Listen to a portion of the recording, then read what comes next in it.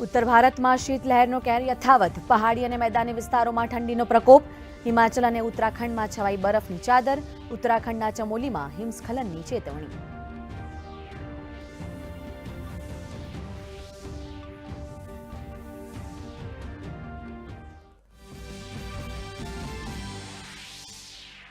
December માસના અંતે રાજ્યમાં કડકડતી ઠંડીનો અહેસાસ.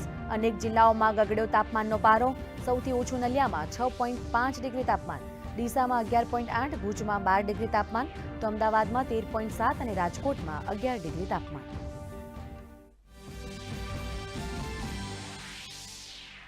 પંજાબમાં ખેડૂતોના બંને પગલે જનજીવન અસ્તવ્યસ્ત. બંધની હરિયાણામાં પણ વર્તાઈ અસર. 100થી વધુ ટ્રેનો કરાઈ બંધ. ગુરુદાસપુરમાં જમ્મુ અમૃતસર રાષ્ટ્રીય રાજમાર્ગ પર લાગ્યો જામ.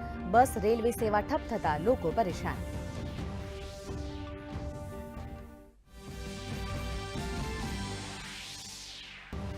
ઇસરોના સ્પેડેક્સ મિશનનું આજે લોન્ચિંગ. ભારત સ્પેસ ટેકનોલોજીના ક્ષેત્રે એલિટ દેશોના ક્લબમાં થશે સામેલ.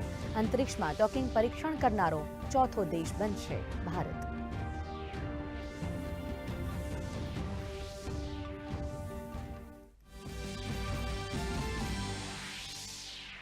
કેન્દ્રીય ગૃહમંત્રી અમિત શાહ આજથી ગુજરાત પ્રવાસે. વલસાડના શ્રી ધરમપુર તીર્થમાં શ્રીમદ રામચંદ્ર આશ્રમના વાર્ષિક સમારંભમાં રહ્યા ઉપસ્થિત. રાજ્યસભા ગૃહમાં મહામસ્તક સમારંભમાં લેશે ભાગ.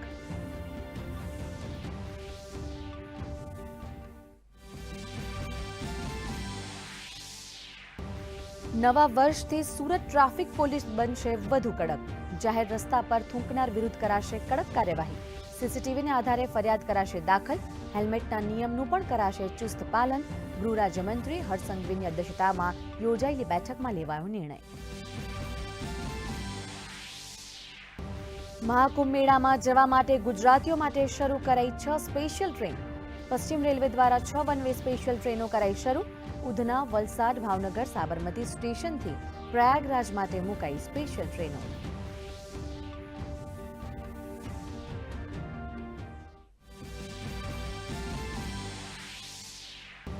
કારોબારી સપ્તાહના પ્રથમ દિવસે ભારતીય શેર બજારમાં ભારે ઉતાર ચઢાવ. સેન્સેક્સ અને નિફ્ટીનો રેડ ઝોનમાં કારોબાર.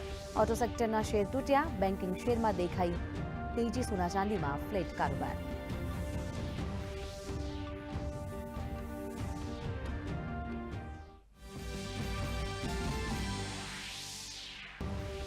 અને મેલબર્ન ટેસ્ટમાં ભારતની હાર. ઓસ્ટ્રેલિયાએ ભારતને 184 રનથી હરાવ્યું.